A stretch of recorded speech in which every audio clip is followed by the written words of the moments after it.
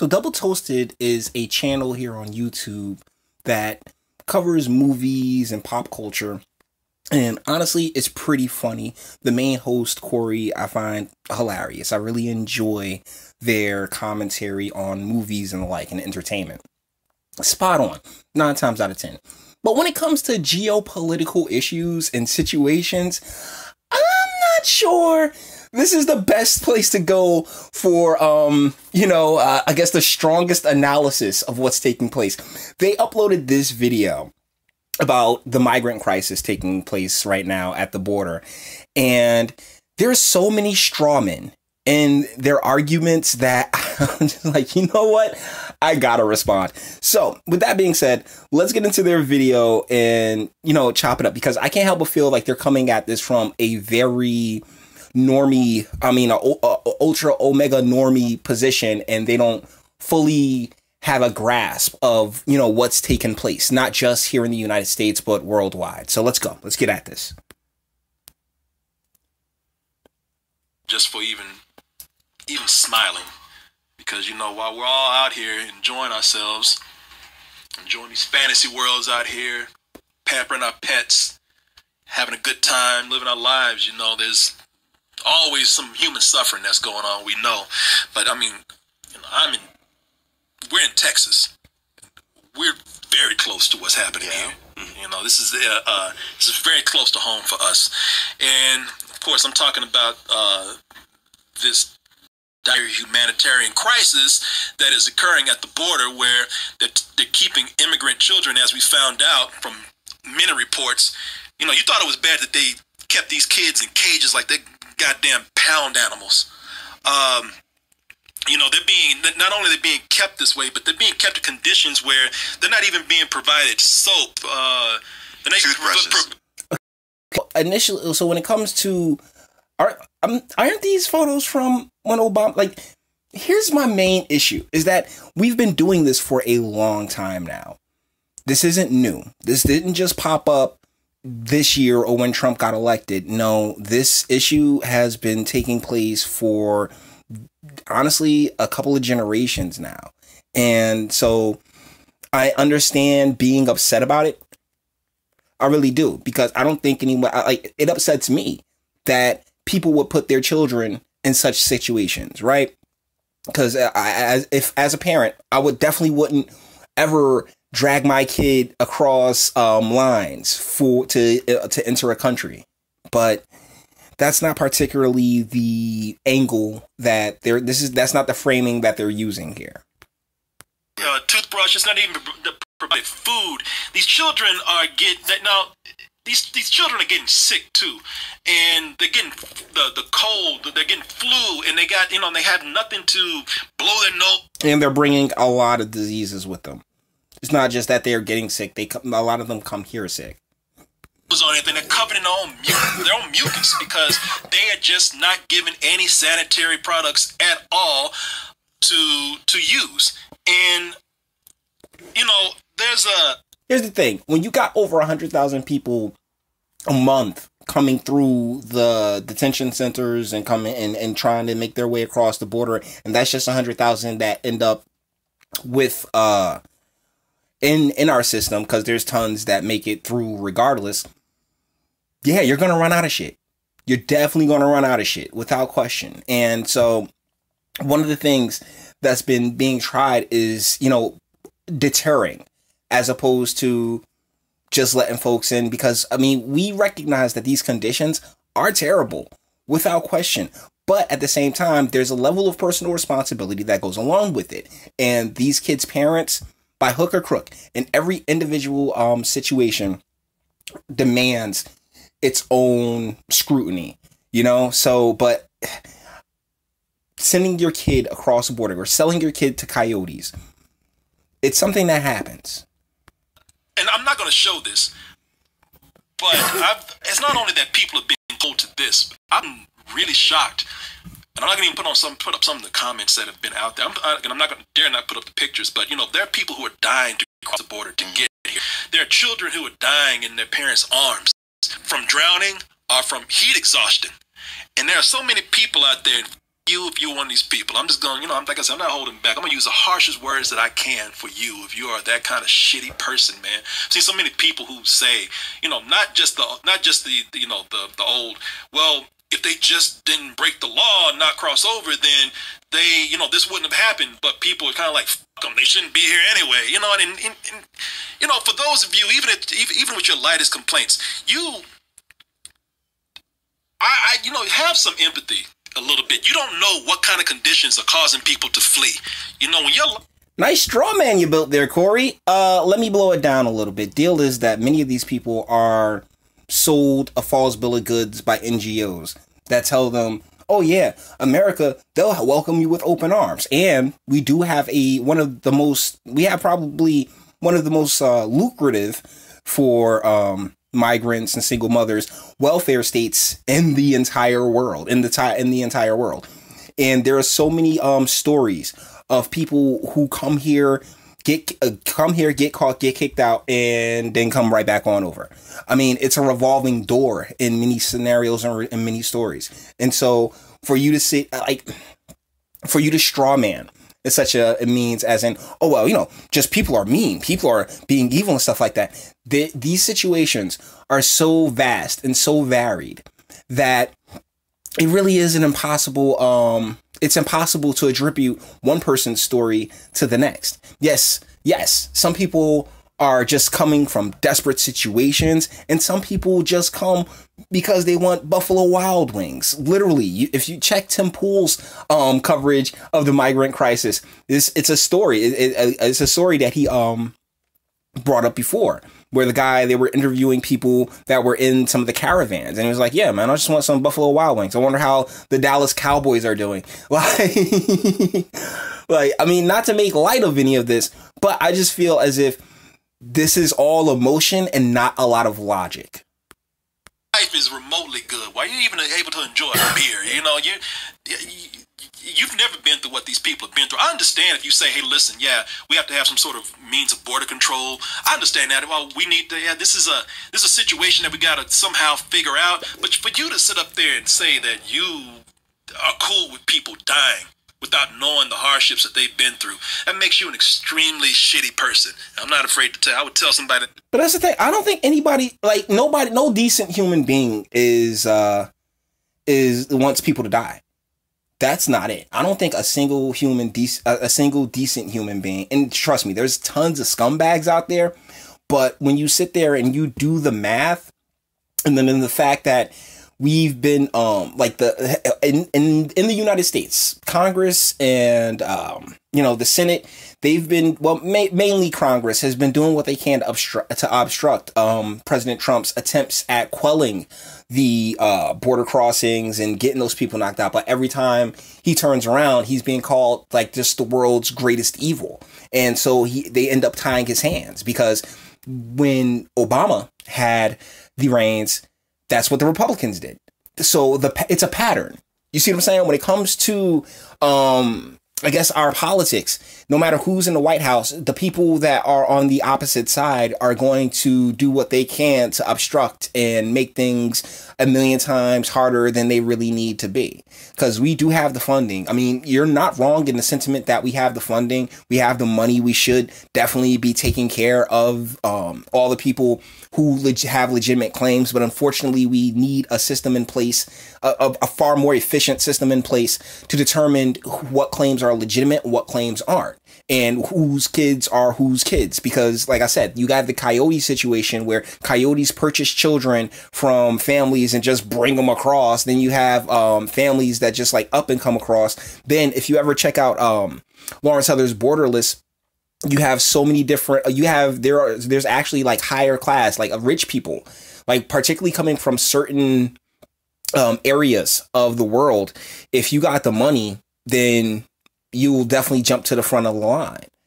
So these issues are far more nuanced than I think Brother Quarry right here is giving it credit for. Face right now. Yeah, we were talking about this last night. You got anything you want to add to this? No, I mean, you covered. I mean, it's a humanitarian crisis on the border, and multiple detention facilities around the country. They've taken in so many and so many children that they're not going to be turning around. They still have that separation policy, even though they said that the reverse. I mean, children are still separated from their parents based on clear circumstances. You know, so they're because they have to determine if they are their parents. I think a third. They recently released a study in which they introduced this pilot program for maternity and paternity testing for migrants and their kids, and like a third of them came back. They were not their children. There is a lot of misinformation right now. That's a big part of this whole thing. It's like all these different people saying different things, and people are confused about what to turn to right now just to get the basic facts about what's going on. And that's frustrating. You have an administration. Tim Pool, Sticks, X, and Hammer. Those are some pretty good names, particularly Tim Pool.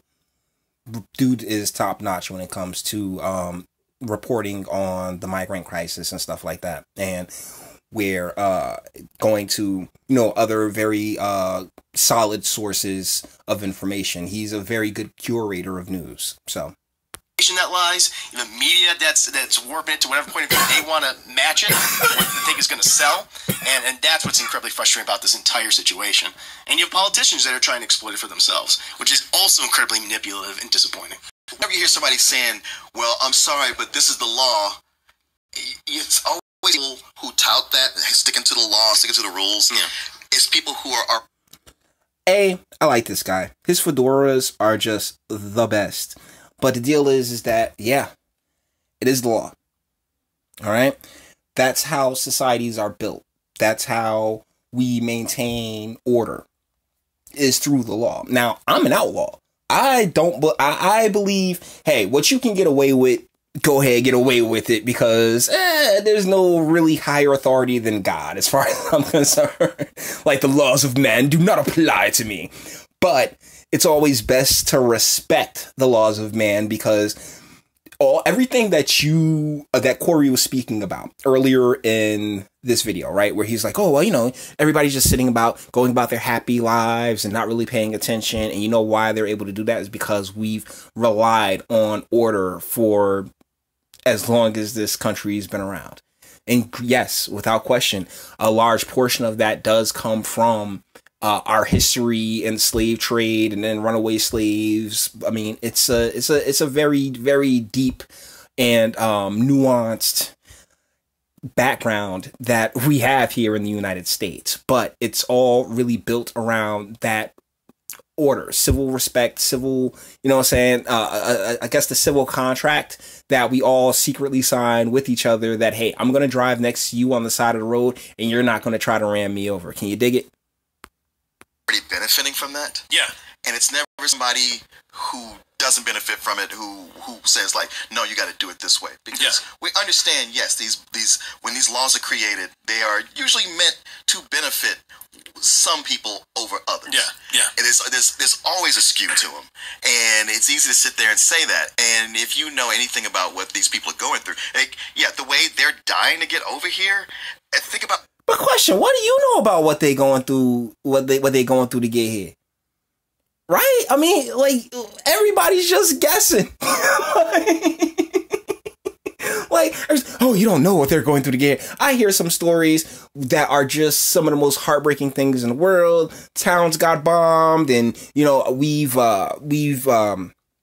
there's mafias and gangs and all that other stuff. But basically, and when it comes to a lot of the South American places, it sounds really no different than Detroit or Newark or Baltimore, like, bruh, we have that here, and they're more than likely, many of them will end up in the exact situation just here in America. So, guys, I mean, I understand seeing these images, and particularly the drowned father and daughter. It was heartbreaking stuff. It really is.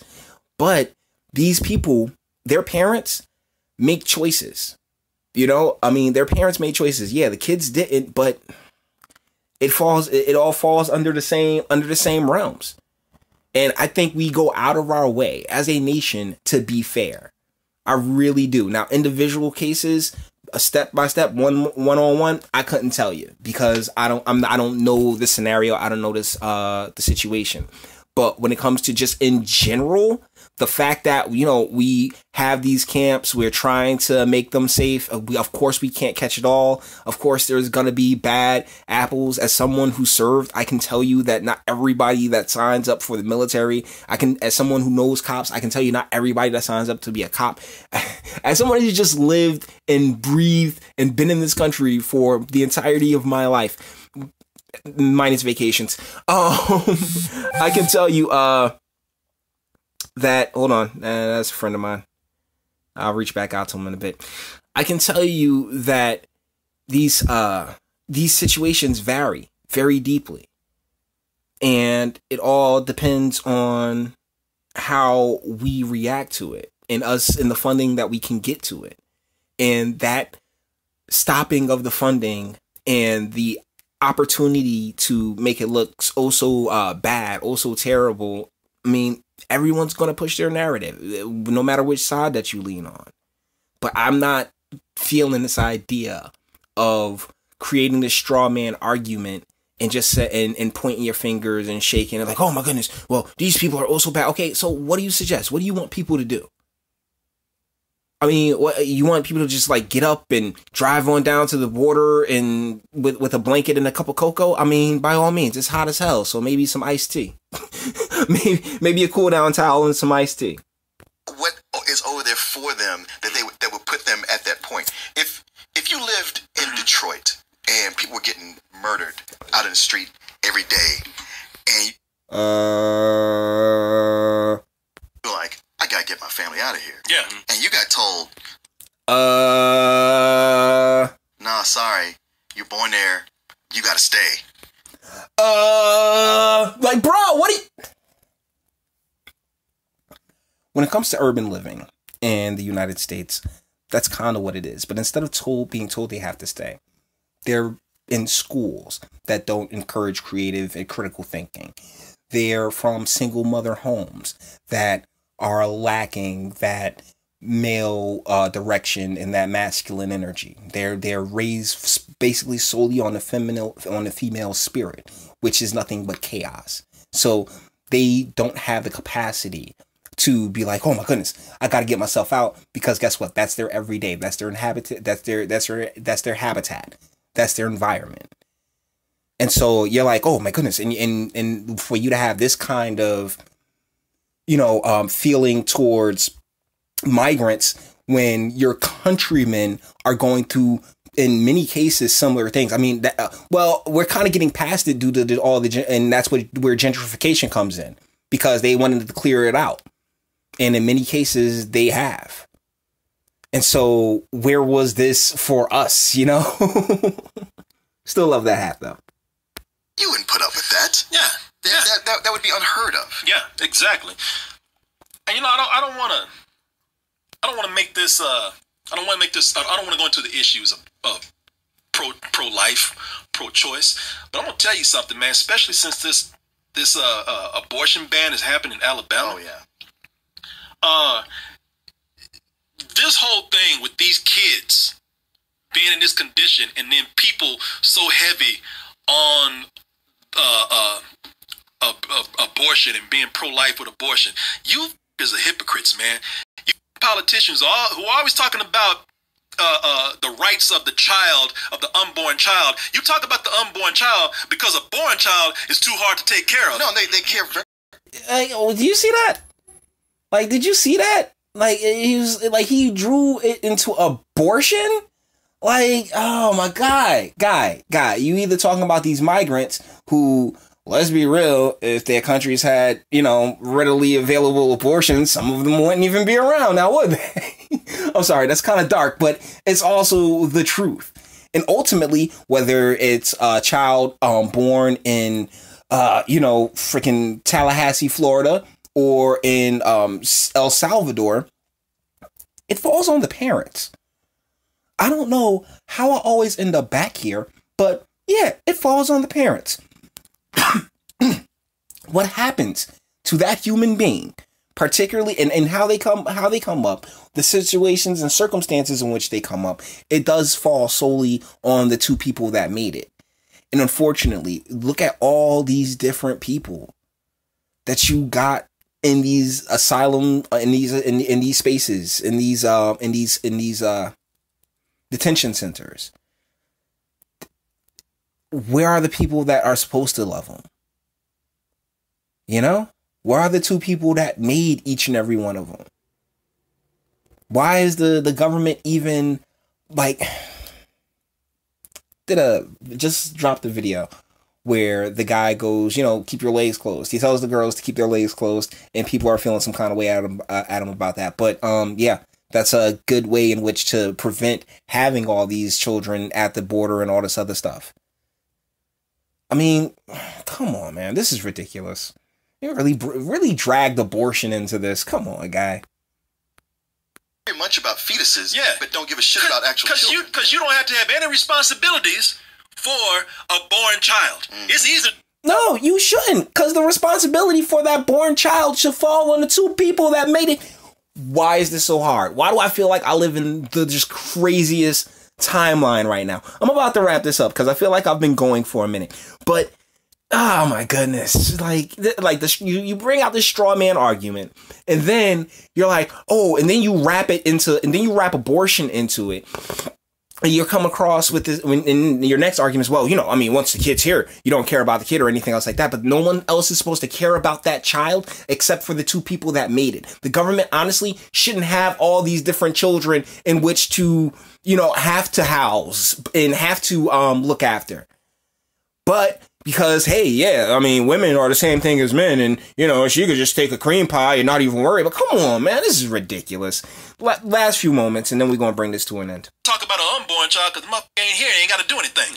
But, and I'm going to tell you something while we're on this subject matter.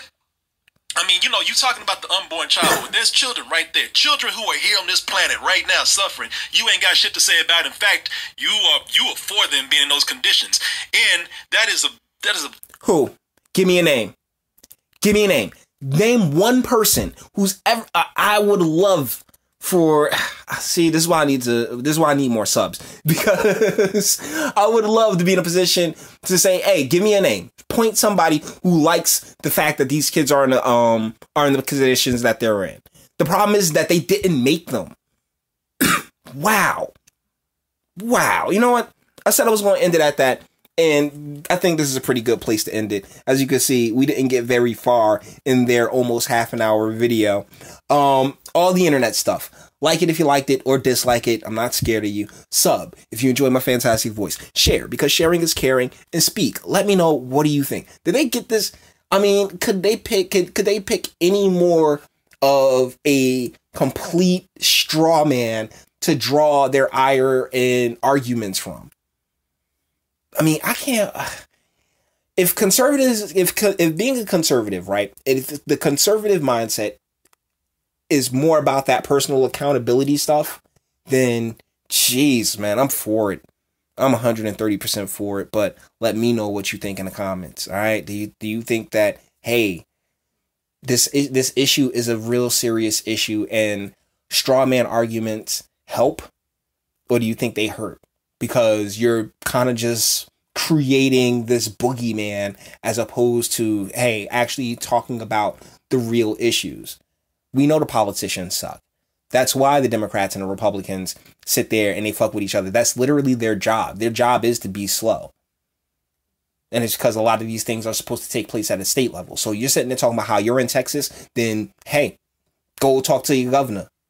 That's how that works. Till the next one.